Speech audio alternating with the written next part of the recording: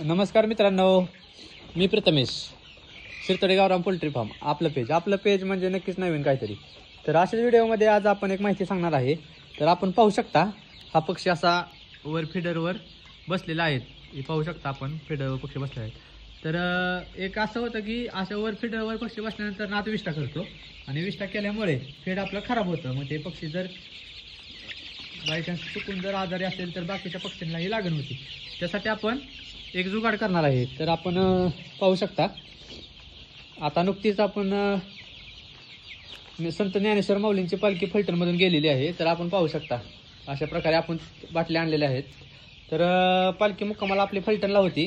तर बरेच भक्तांनी वारकऱ्यांना मोफत पाण्याच्या बाटल्या असतील काय असेल वाटल्या होत्या. तर ती पालखी मुक्कामाला आपल्या फलटणमध्ये होती. तर ती पालखी गेल्यानंतर दुसऱ्या दिवशी आपण तिथे गेलो आणि त्या परिसरात जे बाटल्या पडल्या होत्या त्या आपण अशा उचलून पोत्यामध्ये घेऊन आलेलो आहे, जेणेकरून आपला परिसर पण स्वच्छ होईल आणि आपल्याला बाटली पण उपयोगी येतील. त्याच्यामुळे आपण तिथनं बाटल्या गोळा करून आणलेल्या आहेत. तर तुम्हाला सांगतो, आता दाखवतो बघा की फिडरमध्ये बाटल्या कशा लावायच्या.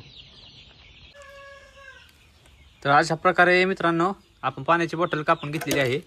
तर आपल्याला हा खालचा भाग वापरायचा नाही, हा वरचा भाग जो आहे तो वापरायचा आहे. तर मी दाखवतो आता बघा कशा पद्धतीने आपल्याला फिडरवर टाकायचे आहेत.